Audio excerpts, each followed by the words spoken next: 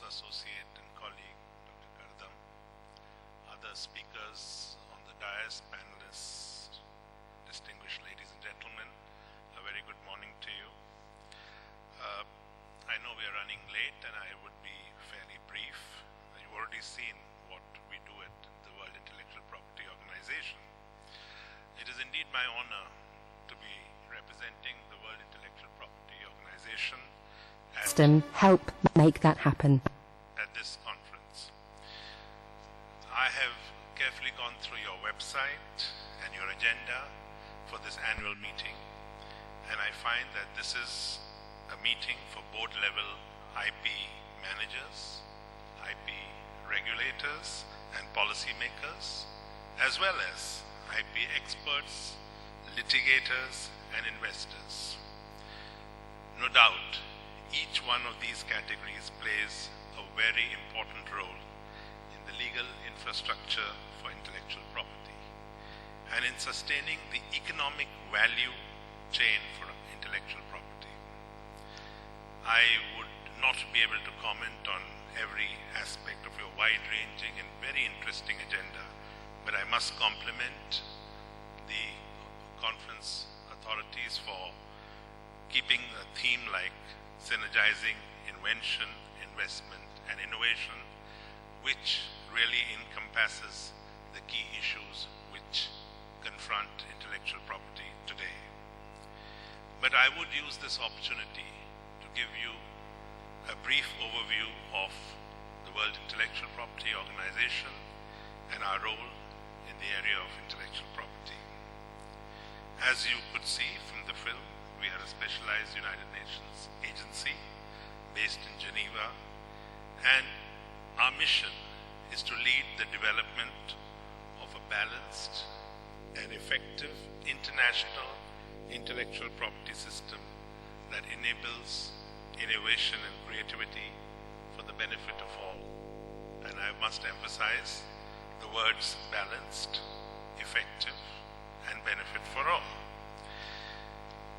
In the few minutes that have been allocated to me, I would focus on innovation and creativity.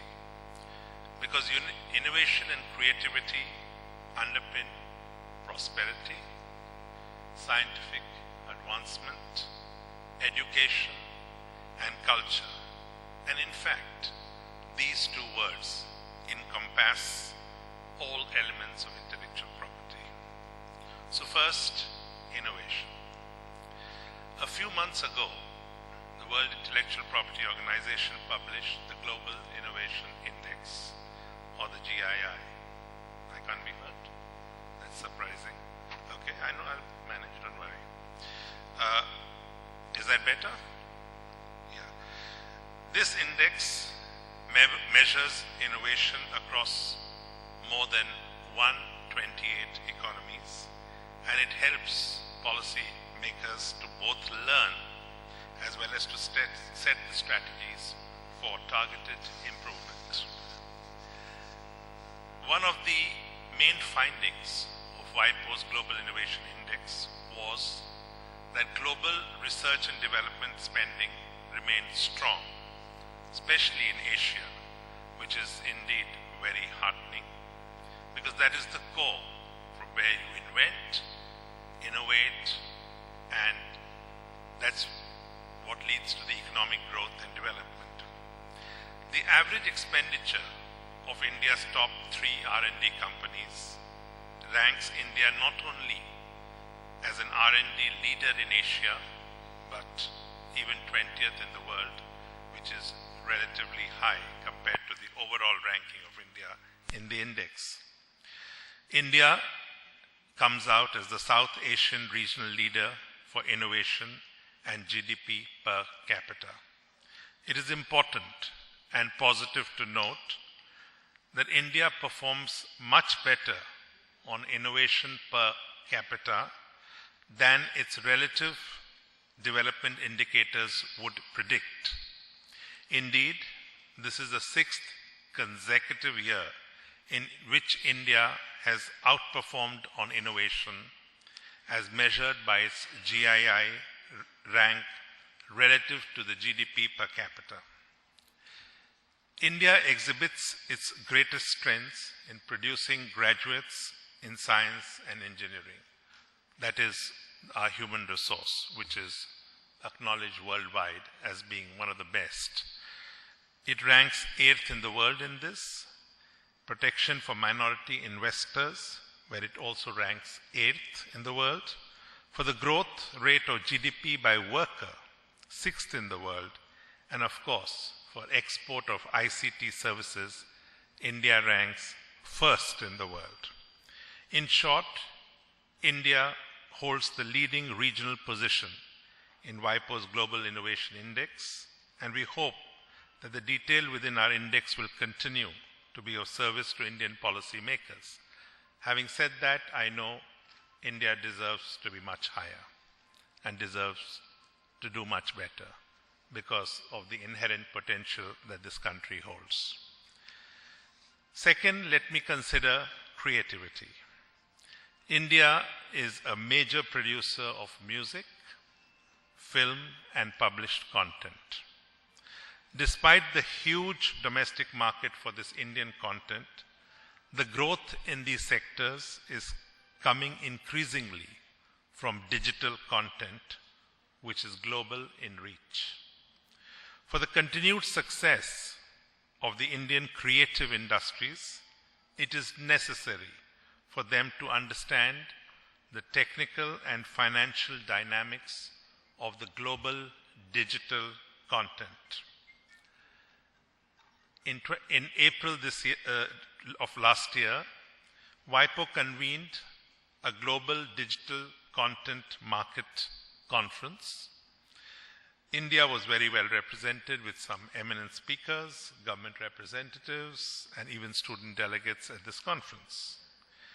In the global music sector, we learned that after 2 decades of declining revenues, there was a 3.2% year-on-year growth in 2015. The film sector is still dominated by cinemas, and cinema ticket sales saw global growth by 5% in 2015. The publishing sector was flat at 0% growth. However, globally, as you can see, these 3 key creative sectors at headline level are in a reasonably healthy condition. However, these figures hide very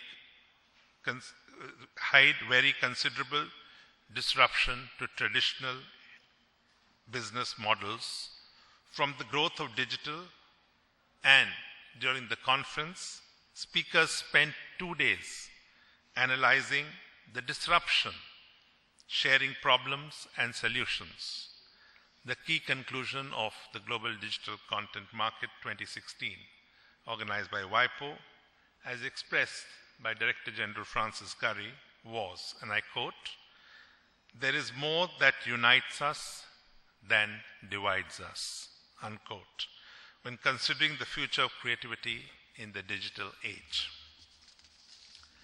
Bearing in mind this, WIPO's position as a neutral convener for world debate on global digital content was confirmed with 92% approval rating for the conference. As a result of the positive feedback from member states and other delegates, WIPO plans to run a regionally focused conference on alternate years before returning to Geneva to look at global issues. The GDCM this year, in 2017, will focus on the Asia-Pacific region, and we are in dialogue with the Government of India for possibly hosting that in India later this year. Needless to say, this conference will provide numerous opportunities to show India's creativity. In this room, we have some of India's key policy makers and industry leaders. It is your role to understand the opportunities offered through innovation and creativity for the people of India. We at WIPO run many programs, including our Global Innovation Index and our Global Digital Content Market Conference.